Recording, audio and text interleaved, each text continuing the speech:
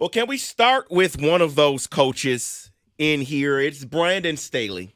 How lucky he is. No, he should still be fired. Still be fired. Okay. Yeah. Go ahead, tell the people, and then I'll tell you why I'd fire a guy after winning a game. He goes for it on 4th and 1 on his own 24-yard line with 1:51 left on the clock. Just punt the ball, Staley. Well, he got lucky because the defense bailed him out, and the Vikings are stupid, and the Vikings still couldn't score, but Brandon Staley is an idiot. Brandon Staley's the same guy who played Mike Williams in a meaningless game last year and got him hurt for the playoffs. He's the same guy who's a defensive guru who blew a 28-point lead in said playoff game. They showed their ass in week 1. He had a ridiculous late-game decision against Cleveland last year. This guy's a bum. He's a grifter. Get him the hell up out of there before they ruin Rico's godson, Justin Herbert. Brandon Staley, F you. It almost looks as if he's trying to get fired, where you're on your own 24, you just punt. You're up 4. You punt the ball. Minnesota has to score a touchdown, not a field goal. You make him drive, and it's like, oh, but wait, there's more. David, double dose of coaching malpractice. Can I offer you Josh McDaniel? Please do. Explain to me. I don't care if you got a GED or a PhD from Harvard. You're down 8 with under 4 minutes to go in a football game, and you've got 4th and 3 at the 7. Kick a field goal? Huh? But hold on.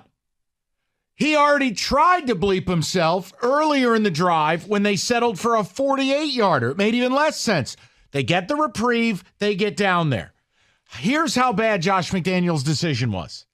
No coach in the last 25 years of the National Football League has made that decision in a regular season game.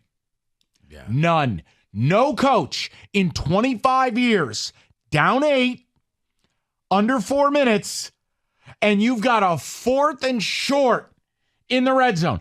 Nobody's done that except Josh McDaniels, a coach who now started 6-0 in his coaching career and is 12-31 since. As Stoney says, get out! What a bum! Too many coaches rely on this analytic stuff instead of just using that thing called, what is it called? Oh, yeah, common sense. God, you know what? Let's just go ahead and try to score and worry about a 2-point conversion later. Josh McDaniels should be fired. I guess in his world, let's just take the points so that we can score a touchdown and have a walk-off victory. But you have to look at the game. I'm not yelling at you. You have to look at the game in a matter of possessions, not score. Keep yelling. I like that. That's passion. He's so smug. I don't like him. Well, he's come from Patriot lineage. Did you happen to hear what Davante Adams said, though, after the game regarding his team? This quote, "It's not my mentality to sit here and try to take all season and figure it out. We're not doing things the right way to establish a winning culture. We've got to go out there and do it." Yeah, your coach is Josh this McDaniels. is Josh McDaniels, handpicked. And by the way, it's the same thing. The fact that Jimmy Garoppolo's so damn handsome actually angers me because he's a bum. I don't want to hear about how all he does is win. I don't want to hear about the completion percentage because it always comes back to this. When the play's not perfect and the play's not on schedule, Jimmy G's going to Jimmy G. And it's a disaster. With McDaniels. Next. 70 points in an NFL game. Wow, Miami did that yesterday against Denver. Miami racked up 726 total yards. Tua had only just 3 incompletions the entire game. They are 3-0. Is this the best team in the NFL right now? Yes.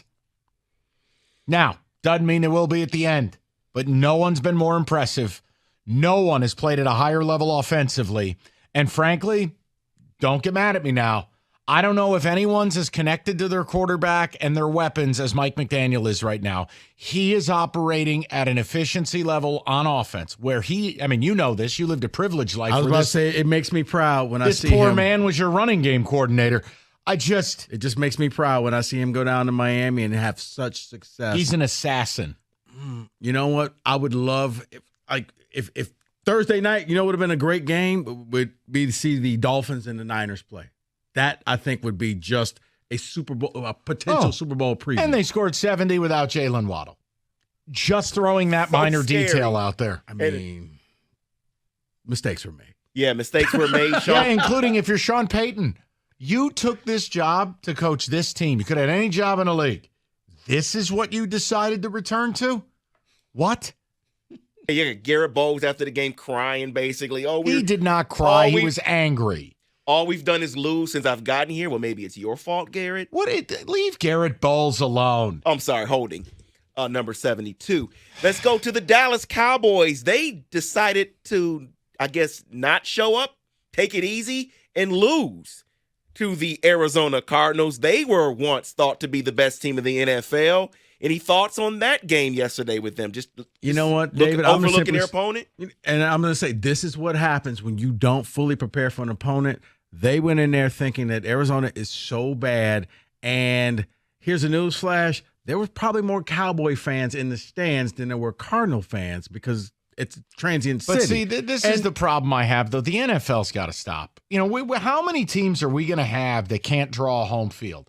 The L.A. Chargers get no fans. The L.A. Rams get no fans. There's 2. Right. It's always a home game for somebody else. Phoenix, there's 3. Vegas, there's 4.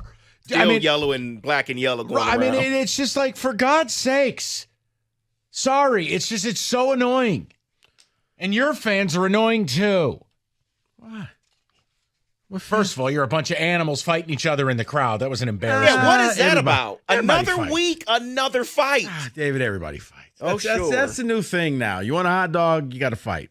I got one left. You two battle it out. What is this, Escape from New York? It's Hunger Games. Good Lord. Go ahead, David. Well, it is Hunger Games in Chicago. A report from Jay Glazer before the game saying that right now the jury's still out whether Justin Fields is their quarterback of the future. Well, he went out. No way. 50% of his passes were completed, only threw 99 yards, and struggled throughout the game. Well, he wasn't drafted by the GM or the coach. He gone. You know what? The only thing missing in Chicago is the New Orleans Jazz funeral procession, because at least it will be upbeat when they bury this team. What, like when they're partying down the street with the casket and the umbrellas? Yeah, that because that's the only thing missing. At least make it fun for the people of Chicago, because this is painful to watch. Your DC may or may not have had the FBI raid his house. Like, what is going on? Your quarterback calls out his coach, but then he comes back and says, "Oops,